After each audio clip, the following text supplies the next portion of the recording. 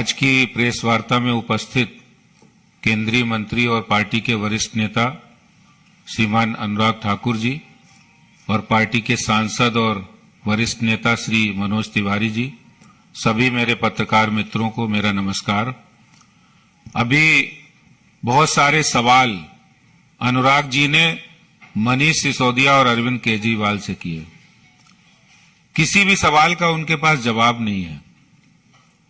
दिल्ली के अंदर नई शराब पॉलिसी जब इन्होंने बनाई थी तो उसकी गुणगान करते ये लोग थकते नहीं थे। पहली प्रेस कॉन्फ्रेंस मनीष सिसोदिया जिस समय कर रहे थे, शराब की नई नीति 21 नवंबर को लॉन्च की, तो पत्रकार ने पूछा आप नई शराब नीति क्यों ला रहे हैं? पुरानी शराब नीति में सबसे अच्छा मॉडल है जिसको कई राज्यों ने अपने यहां लागू किया, क्योंकि उसमें बेईमानी की गुंजाइश नहीं है। तो पत्रकारों को जवाब देते हुए मनीष सिसोदिया कहते हैं कि ये शराब नीति दिल्ली में शराब के इक्वल डिस्ट्रीब्यूशन के लिए काम करेगी।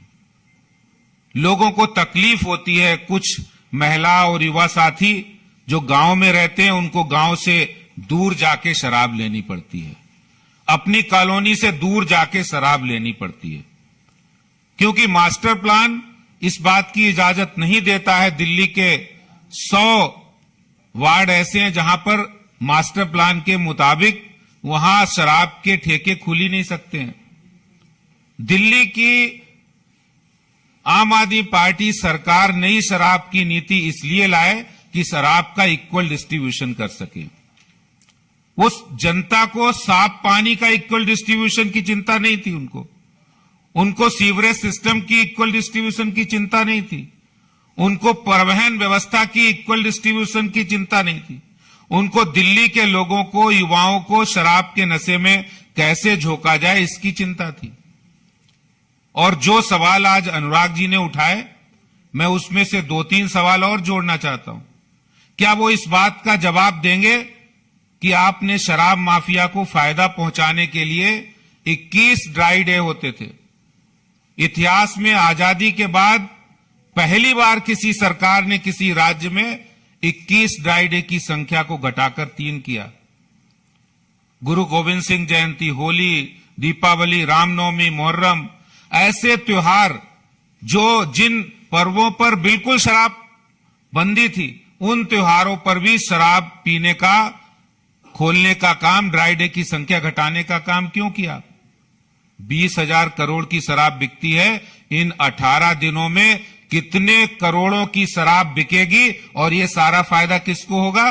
क्योंकि ये आम आदमी पार्टी, केजरीवाल, सिसोदिया, ये सब शराब माफिया को ज्यादा से ज्यादा फायदा पहुंचे इसके लिए किया है। और ये नई शराब नीति की घोषणा करने के बाद हुआ है।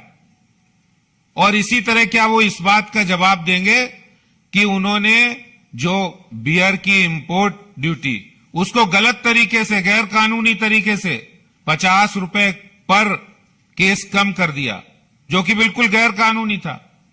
जवाब नहीं उनके पास। और उनके पास यह भी जवाब नहीं है कि दिल्ली में आपने अनऑथराइज कॉलोनी हो, रेजिडेंशियल इलाके हो, रिहायशी कॉलोनी हो, नॉन कन्फर्मिंग इलाके हो, गांव हो, जो स्कूल विद्यालय हो, मंदिर के पास, धार्मिक स्थलों के पास आपने शराब ठेके खोलने की अनुमति क्यों दी? इस बात का जवाब नहीं है।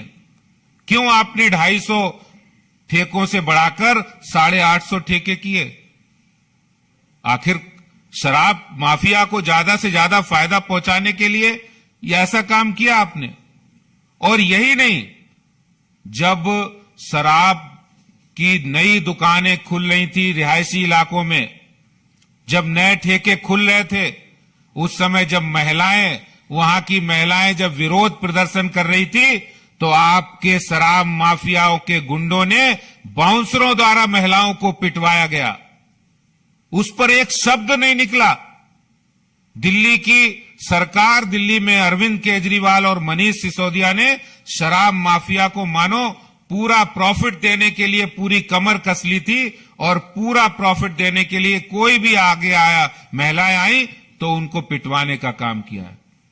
और जब शराब की नई पॉलिसी की सीबीआई जांच हुई तो तुरंत यू टर्न ले लिया। तो आखिर 21 नवंबर से जब शराब पॉलिसी वापस ली तब तक चुप रहे, प्रॉफिट हो रहा है। अचानक से नुकसान होने लगा। दिल्ली के अंदर इस बात का आम आदमी पार्टी सरकार के पास कोई भी जवाब नहीं है कि उन्होंने ऐसा पाप दिल्ली के लोगों के साथ क्यों किया। अब वो बात को घुमाने के लिए दूसरी तरफ बात को ध्यान को भटकाने के लिए ले जा रहे हैं, लेकिन इस बात का कोई जवाब नहीं है कि हजारों करोड़ रुपए आपने शराब माफिया को चोर दरवाजे से फायदा पहुंचाने के लिए काम किया। दिल्ली की जनता आपसे जवाब जानना चाहती है, भारतीय जनता पार्टी भी आपसे जवाब जानना चाहती है। जिस तरह से दिल्ली के अंदर जो पुरानी शराब पॉलिसी थी उसमें रिहायशी इलाकों में शराब की दुकानें खोलना बिल्कुल मना था, लेकिन इन्होंने कानून की धज्जियां उड़ा के जबरदस्ती इस नई पॉलिसी को लाए और ऐसी जगह शराब के ठेके खोले जो कॉलोनी के पास थे।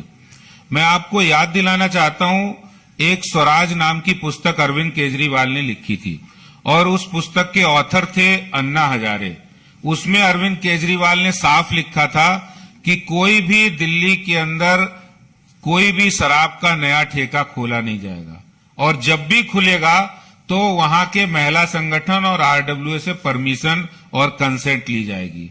तो केजरीवाल चुनाव से पहले तो स्वराज पुस्तक में लिखते हैं, आप पढ़ लेना, मैं स्वराज पुस्तक देता हूं, और अपने ही स्वराज पुस्तक की धज्जियां उन्होंने सरकार में आने के बाद किस लिए उड़ाई? क्योंकि शराब माफिया उनको अंडर द टेबल जाके फायदा पहुंचा रहा।